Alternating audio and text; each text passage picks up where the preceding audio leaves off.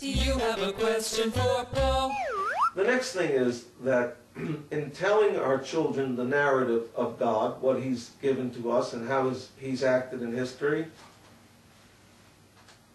we always keep in mind the goal, which is the glory of God and not the bragging rights of one system holder against another. Let me tell you plainly what I mean. Okay. Let's say in your time there's a Lutheran who has what he regards as the fine-tuning of Luther's system, and he's perfected it. And then there's a son of Calvin who regards his system as the perfection. And then there's a Romanist who regards his, and so on. And a dispensationalist who beats them all. Now, at the end of the day, can we predict anything about which one of them is a finer and more productive Christian by the system that we know they represent? No. That's right, that's right. You got the right answer. I was afraid for you for a second. But I should have more confidence in you. Okay. You know, you're a nice guy, so Nice. you must know things. Because that's what I'm told. Nice people are good people. Finish last. No. Who said that? That's Forrest Gump? I saw it on the subway. Yeah, it was Forrest Gump. I think, wasn't it? But you see, you can't do it. What did I ask you? And you said no? Who was the third president? I didn't ask that. Thomas Jefferson. Was it? John Adams. Second. President of what? The Senate? I mean the Sanhedrin? The New York. We're talking about systematics, weren't Right. we? And then what happened? And you asked me, what does the cameraman remember? Can we go back to the record? The question was, if we had competing systems, Can you predict could the you life? predict Oh yeah, the the life dispensationalist. of the individuals based The on the Romanist. superiority of their system? Thank you. Biff. That's what I'm here for. There's a disembodied voice here somewhere. Yeah. It's wild.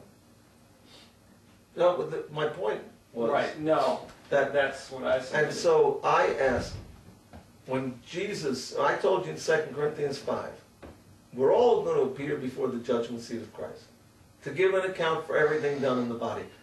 Did I say you're going to give an account for your systematics? No, I I didn't. don't remember that. That's right, because I didn't say it, because God didn't tell me to say it, because God doesn't care nearly as much about your systematics as the product. And it's not that He is unconcerned about systematics. To the degree that they can affect you, He wants them to be pure, and all doctrine to be pure, because it's going to show up in your life if there are impurities. But the goal is the life lived. So therefore, if we cannot predict which of the systems is going to produce the more godly one, it should be a clue to us that systems are subordinate to the Christian life in the estimation of God. Consequently, we should be much more concerned to see that God's word is believed and that His law is honored, that the deeds that He would have us walk in are performed. This is to be our emphasis, not which club you come from, not which system you have articulated, and not which shibboleth you find yourself able to say. You understand the shibboleth concept.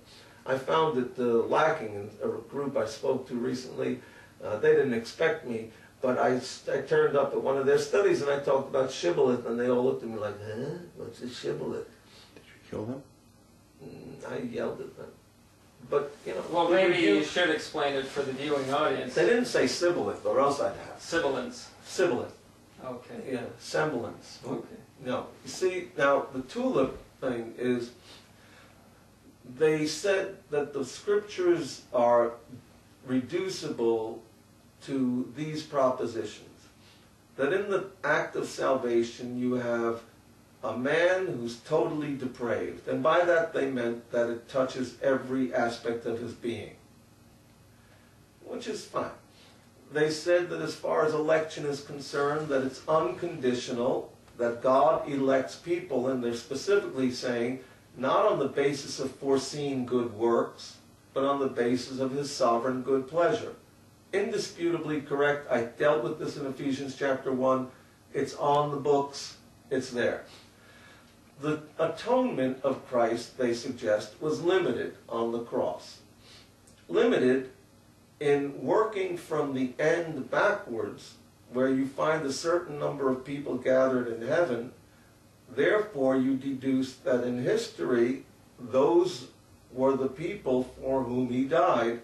Thus, the atonement was, in its extent, only for those to whom it became beneficial, or that actually profited unto salvation from his atonement. So there's a unit correspondence, one for one. Jesus died for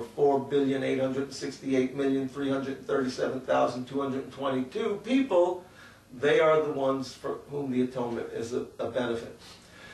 Now, that is correct when you're looking at it from the end backwards, but it's irrelevant when you're in the middle of the soup.